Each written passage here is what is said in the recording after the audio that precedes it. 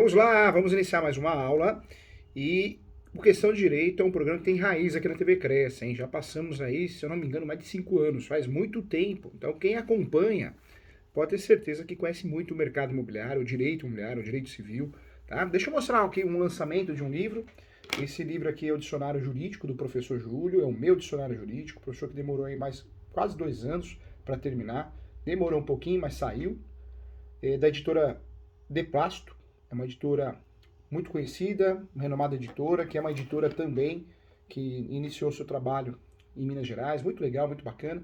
Esse livro aqui é o dicionário jurídico, então todos os termos, né, que nós usamos no direito imobiliário, no direito civil, no direito penal, estão aqui, tá? Nomenclaturas, conceitos. Então, você que quer realmente ter um material de apoio, eu indico, tá? Tanto para você que presta exame da OAB, para você que presta concurso público, para você que atua no direito imobiliário, no mercado imobiliário, tá aqui um dicionário jurídico, é uma bíblia, eu sei disso, mas ficou muito bom, tá? Com muito carinho, eu indico para você. Vamos juntos aqui, vamos iniciar hoje. A aula é sobre locação e nós vamos falar sobre a diminuição do aluguel em época de pandemia. Então vamos lá. Nós temos as chamadas ações locatícias. Tá aparecendo para você as redes sociais do professor, tá? O Instagram, você que não tem o professor no Instagram, segue, né? É o termo correto. professor.julio.sanches, tá?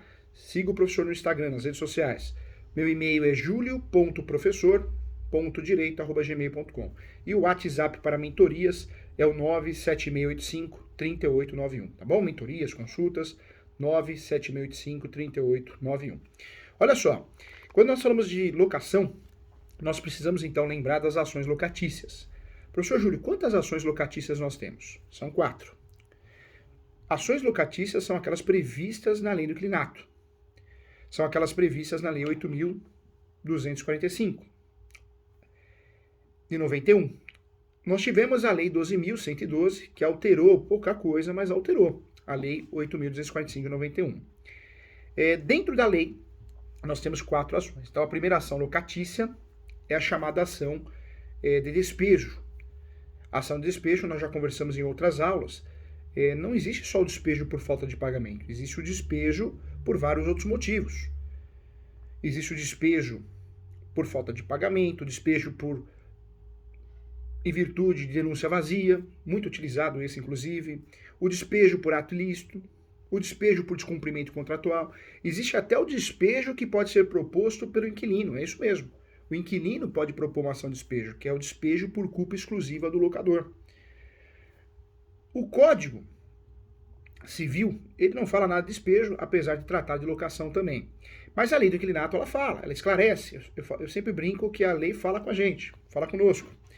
E o que ela diz? Ela diz que o despejo é uma ação de rescisão de contrato. Enquanto nós usamos ações de rescisão de contrato em outras demandas, em outras situações, financiamento imobiliário, nós usamos a ação de rescisão de contrato de financiamento imobiliário. Compra e venda de imóvel, ação de rescisão de contrato de compra e venda de imóvel. No despejo, nós não usamos rescisão, porque nós estamos falando de locação, relação locatícia. Então, a ação que vai rescindir o contrato e reaver o imóvel é o despejo, tá? Então, o despejo é a ação para rescindir o contrato e reaver o imóvel. Nós temos várias espécies de despejo e temos as liminares tipificadas dentro da lei do inquilinato. São aquelas liminares, motivos, né, para o deferimento de uma liminar previsto ali dentro da lei do inquilinato, tá? Quando nós falamos de despejo, então o despejo é uma ação muito importante, é uma ação muito conhecida, muita gente confunde, acha que só existe despejo por falta de pagamento, mas não, tem vários motivos para despejar alguém. Como que ficou o despejo em época de pandemia, professor Júlio? Em época de pandemia, nós temos uma situação interessante. Infelizmente, a lei Covid-19, que eu escrevi um livro, é uma lei ruim, fraca, e ela só regulamentou um prazo, já foi. Já não está mais em vigência. Segundo a doutrina e a jurisprudência, atualmente o despejo vai depender da fase que aquela cidade em relação à pandemia está vivendo. Se é uma fase vermelha, fase amarela, dependendo da fase, o despejo fica suspenso. Se a fase é uma fase mais leve de contaminação, o judiciário tem decretado sim o despejo. Tá? Então a situação do despejo em época de pandemia ficou assim. Depende muito da situação da fase que aquele município, que aquela região está vivendo. Se está numa fase mais complexa, de maior número de contaminação, os despejos e as integrações de posse vão ficar suspensas até que mude de fase. Mudando de fase, o mandado deverá ser cumprido, tá? Então, não temos uma garantia. Temos muitas leis, projetos de leis, inclusive no estado de São Paulo, tem uma lei estadual que falta, né, o governador vetar ou aprovar. Essa lei até agora não foi finalizada, né, em relação ao seu trâmite legal. Mas a lei, segundo a Assembleia que aprovou, ela iria suspender os despejos e as integrações de posse até 60 dias após a pandemia. Mas parou na mão do governador. E isso acontece em outros estados também.